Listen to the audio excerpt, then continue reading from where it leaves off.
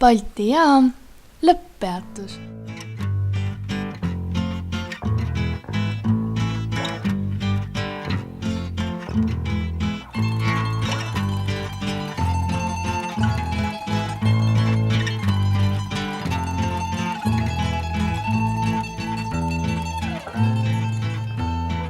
Takuse särgiga ori jooksis hädas mu randa.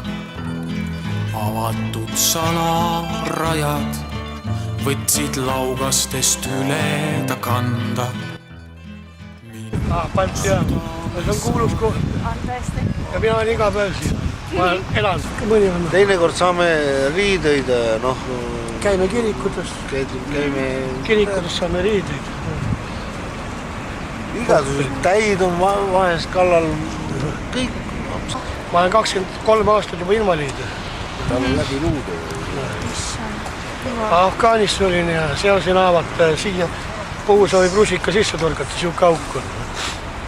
Midagi sooja teha ei saa. Siin ma tegin üks päev, saime suppi kirikust. Larissa võttis purgiga kaasa. Ja siis ma panin 3 küünalde ja küünlad anti truunike. Ja siis väikse kastruliga küünalde peal lasin soojaks. Aga seal, kus te praegu olete, seal ei ole nagu elektrit taga midagi? Ei, ammust ajast ei ole. Me 5 olime puldis. Aga 5. liini peal all mustlased Anja ja Leena ja Sveta kutsusid mingid jooborit omale kohale sinna.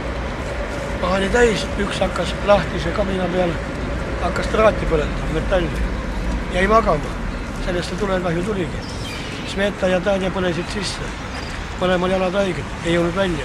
Tüdrukud, vaadake, me ei hakka valetama teile, et me ei joo või ei suiseta. Joome küll, sellepärast me hoiame oma, meil on küll. Oleks kas väike tuba, elekter ja soe.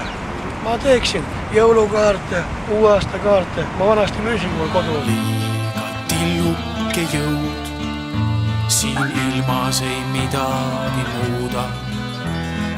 Kõiki, kes jäid minu sisse, iial ei maeta maha.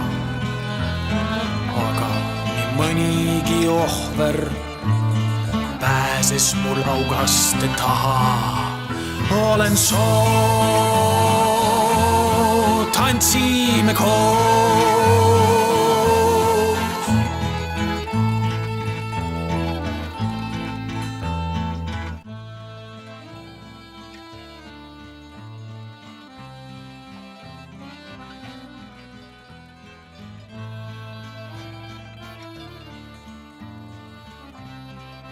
Kututute varjupaigas toidu jagane praegusel hetkel.